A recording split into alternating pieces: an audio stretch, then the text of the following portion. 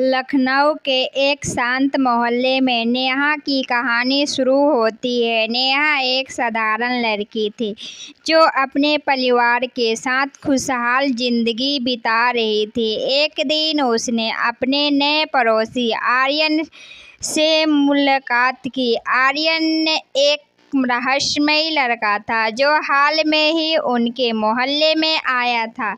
उसकी आंखों में एक अनकहा दर्द छुपा था जिसने नेहा को उसकी ओर खींचा। नेहा और आर्यन के बीच जल्दी ही दोस्ती होने लगी। आर्यन अक्सर नेहा को अपनी किताबें के बारे में बताता और नेहा को उसकी बातों में गहरी रुचि हो गई।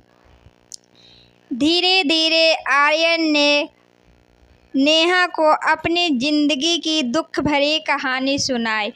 उसने बताया कि कैसे उसने बचपन में अपने माता पिता को खो दिया था और अब वह अकेला था। इस इमोशनल स्टोरी इन हिंदी ने नेहा के दिल को छू लिया। आर्यन ने कहानी सुनकर नेहा ने उसे अपने परिवार का हिस्सा बना लिया। उसने आर्यन के दर्द को बांटने का फैसला किया। नेहा की मां भी आर्यन को अपनी बेटा मानने लगी, जगह बना दी। यह इमोशनल स्टोरी इन हिंदी ने दोनों के जीवन में समय के साथ नेहा और आर्यन के बीच का रिश्ता गहरा होता गया। दोनों ने एक दूसरे के साथ अपने सुख दुख साझा किए, लेकिन फिर एक दिन एक बड़ा रहस्य खुला जिसने इस इमोशनल स्टोरी इन हिंदी को और भी जटिल बना दिया। नेहा को पता चला कि आर्यन के माता पिता वास्तव में जीवित थे और उसे बचपन में अपहरण कर लिया गया था।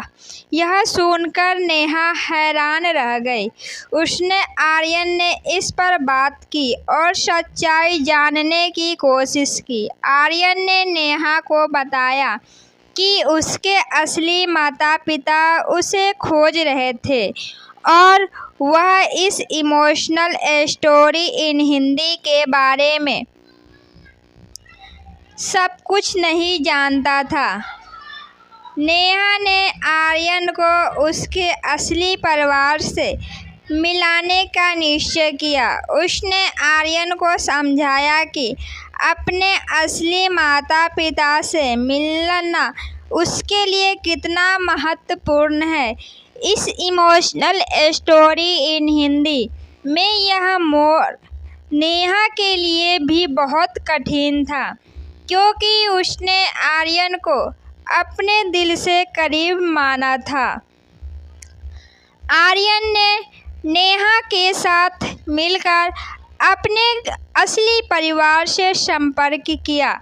उसके माता पिता ने आर्यन को गले लगाया और अपने बेटे को पाकर बहुत खुश हुए।